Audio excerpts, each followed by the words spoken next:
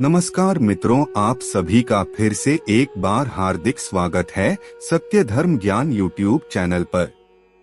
मित्रों, आप में से अधिक लोगों ने यह चौपाई तो जरूर सुनी होगी, होई सोई जो राम रची राखा, अर्थात वही होगा जो विधाता ने रचा है। अब ऐसे परिस्थिति में हमारे बीच कई बार ऐसा घटना घटता है जो हमें यह सोचने पर मजबूर कर देता है कि क्या वास्तव में सब कुछ ईश्वर के अनुसार ही होता है या फिर इसके पीछे का रहस्य कुछ और ही है।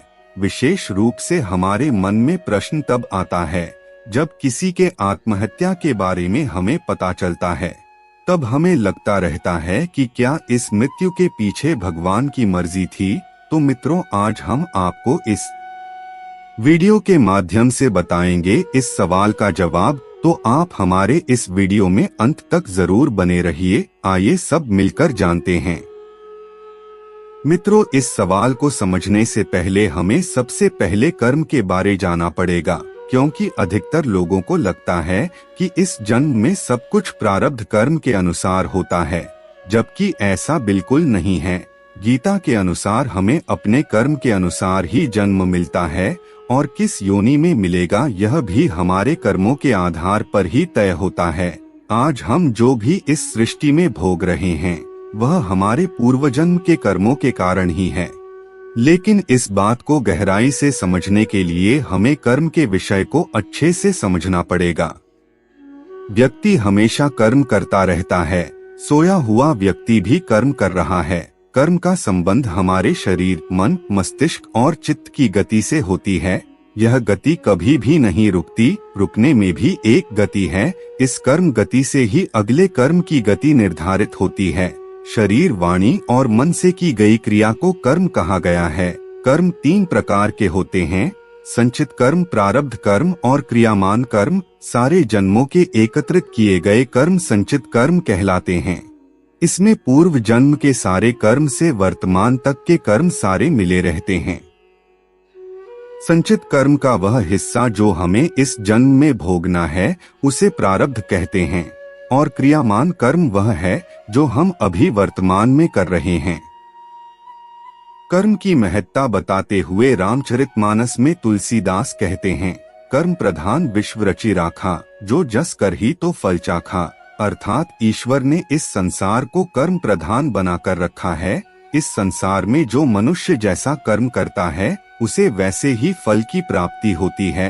अब इसी आधार पर कुछ लोगों के मन में यह सवाल उठता है कि जब सब कुछ पिछले जन्म के अनुसार हो रहा है तो फिर किसी ने आत्महत्या भी की तो यह भी उसी का परिणाम है या वह भी निश्चित था। लेकिन दोस्तों, ऐसा बिल्कुल भी नहीं है। आत्महत्या कभी निश्चित नहीं होती, क्योंकि ईश्वर ने हमें पिछले जन्मों के आधार पर ही परिस्थितियां दी है जिस पर किसी का कोई नियंत्रण नहीं है। लेकिन ईश्वर ने हमें मनोस्थिति भी दी है जो हमारे ऊपर है, ईश्वर के ऊपर नहीं। आप इस स्थिति का जैसा उपयोग करेंगे आपको वैसा ही फल प्राप्त होगा। जब इंसान किसी भी परेशानी और दुख के कारण डिप्रेशन में चला जाता है तो आपकी मनोस्थिति कहती है, बस अब इस जीवन में कुछ नहीं रखा, मुझे तो चारों तरफ से दुखों का ही सामना करना पड़ रहा है। और उसके मन में आत्महत्या जैसा विचार आने लगता है। लेकिन उसी मनोस्थिति में आपके पास ध्यान और भगवान की भक्ति करने का भी ऑप्शन मौजूद होता है, जिसको सूक्ष्म आजादी कहा जाता है। इससे कोई भी व्यक्ति अपने मन की स्थिति को आसानी से बदल सकता है और उसको ऐसा करना भी चाहिए, क्योंकि परिस्थिति को बदलना हमारे हाथों नहीं है, लेकिन मनोस्थिति को बदलने का पूरा हक आपके हाथ में ही है। परिस्थितियां प्रारब्ध से आएगी और उसको आप किस तरह संभालते हैं यह आपके ऊपर निर्भर करता है। इसमें भगवान कुछ नहीं कर सकते। इसे हम कुछ इस प्रकार समझ सकते हैं कि जब आप किसी परीक्षा में बैठते हैं तो पेपर में ऑप्शन वाली प्रश्न आती है तो आप उस समय स्वतंत्र होते हैं कि आप किसी एक ऑप्शन का चुनाव करें। हमारे कर्मों का आधार भी हमारे विचार ही हैं। हमारे मन में हमेशा कोई न कोई विचार चलता रहता है। प्रतिदिन हजारों विचार हमारे मन में उत्पन्न होते रहते हैं। कुछ विचार एक ही बार में आते हैं तो कुछ विचार बार बार आते रहते हैं। जो विचार बार बार आते रहते हैं उसे हम अपना लेते हैं और वह कर्मों में बदल जाता है। अब अगर हमारे मन में अच्छे विचार आएंगे तो अच्छे कर्म के रूप में बदल जाएंगे, और वहीं अगर हमारे मन में गलत विचार आएंगे तो वह बुरे कर्म के रूप में बदल जाएंगे। इसलिए ऐसा कहा जा सकता है कि हमारे अच्छे और बुरे कर्म हमारे विचारों के आधार पर ही निर्भर करता है। हमारा मन ना तो शांत बैठता है और ना ही हम कोई कर्म किए बिना रह सकते हैं।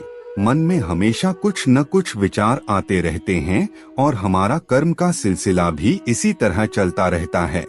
इसीलिए संत ज्ञानी कहते हैं कि अगर इस जन्म में और अगले जन्म में सुखी जीवन जीना चाहते हो तो मनसा वाचा कर्मणा किसी का भी बुरा ना करो, यानी मन से, कर्म से और वचन से कभी भी किसी का बुरा ना सोचो और ना ही कभी किसी का बुरा करो। मित्रों, आप कभी भी परिस्थिति और प्राकृतिक को नहीं बदल सकते, लेकिन आप अपने कर्म को बदलकर अपना जीवन धनधान्य बना सकते हैं। सुख और दुख तो जीवन का हिस्सा है।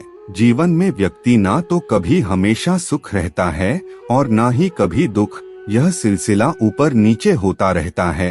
भाग्य निर्धारण आप खुद करते हैं और आप कर्म अच्छे रखेंगे तो आप किसी भी परिस्थिति में आसानी से लड़ सकते हैं, अन्यथा आप आत्महत्या जैसे कदम भी उठा सकते हैं।